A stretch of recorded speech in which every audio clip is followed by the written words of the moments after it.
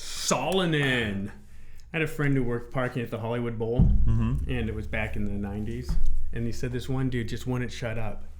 Like, my friend wasn't a client. He's just working at the Hollywood Bowl and parking. And this guy kept saying, "Hey, bro, is Salonen here today? Is Salonen conducting today, bro?" And he's like, "I don't know, it's $20. That's probably him. It is. It was Salonen. Yeah, Salonen.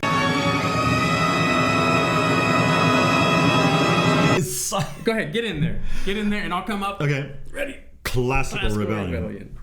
So Salonen. Salonen. Is Salonen here today? Salonen here? Yeah, so back in the 90s, Esa-Pekka Salonen was the music director of the LA Philharmonic. If you don't know who he is as a conductor, then you've been not engaged in the classical music scene, and that's quite okay, but I'd suggest you'll know who he is. He was sort of a successor to Neeme Järve. Yeah. Finnish. He's a Finnish conductor and composer. Oh, I didn't know he was a composer. Oh, yeah. One of his pieces is on here, on this concert. This is a concert of the Philharmonic Society of Orange County. This is a producing organization. They're presenting organization. Okay, like the La Jolla Music Society. Yeah. So this is the LA Philharmonic with their former music director, Esa-Pekka Salonen. Oh, very good. And he kind of laid the groundwork for what Dudamel has since taken up in LA. So they're going to be, where are they going to be? At Segerstrom. It's Segerstrom. Yeah. It's a wonderful hall. I can't think really of a better hall to hear the Tchaikovsky Violin Concerto in. Yeah. I mean, this is a hall that is made for the tessitura and the timbre of that concerto. I heard the Beethoven Violin Concerto there, and I was mid-orchestra, and I gotta say, it almost felt as if I was inside a violin. Yeah. Well, the hall is shaped like that. Yeah. The hall is a violin shape. Yeah. It's the shape of a violin body. And it wasn't like, hey, there's a violin. There's a violin playing over there. It was like, oh, I'm in. This music is all around me. Well, I have to say, I mean, I love the Beethoven Violin Concerto. I mean, I love it. It's wonderful. I love the Elgar Violin Concerto. Yeah. The Elgar Violin Concerto is almost just like a vast meditation for violin and orchestra because it's so large. It goes on for so long. I mean, it's almost an hour, I think. Is it really? Oh, it's very long. But it's a massive concerto. Yeah. And the Tchaikovsky isn't. It's only 35 minutes. Yeah. But here's the thing. What he gets done. The architecture of the first movement is just so beautifully crafted in every way. Yeah. All of the themes, I mean, the first majestic theme, and when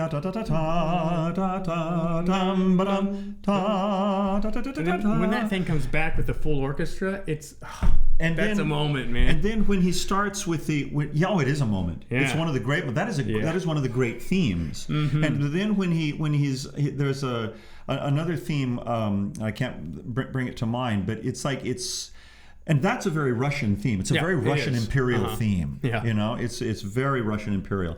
The other theme is purely like a flight of European fancy with this arpeggiatic figure, a run up, and then an arpeggiatic descent. It's wonderful.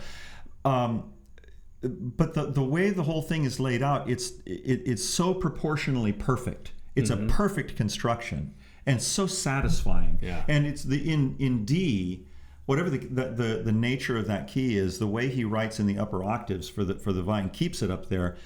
It's like a trumpet call. He's writing up there, and there's no way you can miss it. And if the violinist has a really rich tone up there, it's going to be fantastic. Yeah. And the second movement, the canzonetta andante, has this mysterious, very Russian beginning for woodwinds, and the last movement is like a very simple. It's a repeating motif, variations on a little bit like the piano concerto, and a little bit like the last movement of the Symphony No. 2. Okay. It's that simple. Bum bum bum bum bum bum bum bum bum bum. That's the second symphony, the Little Russian. It's like that, and it's simple. But that first movement, it's just a knockout. It is. I think it's probably of the romantic violin concertos. It's just the most fun. Yeah, I mean, it's the most fun of all. Brooks. This is better than Brooks. I think it's better than Bruch. There's more satisfying. I'm not more saying it's necessarily better, but it's more satisfying. Okay. Mendelssohn. It's more satisfying. Yeah. Brahms. It's Brahms. Poor Brahms. He's a bully. I think I'm the only. He is a bully. He was a bully. I was a bully. Yeah. Who else do we have for romantic violin concerto? There's nothing. Nobody can put Sibelius.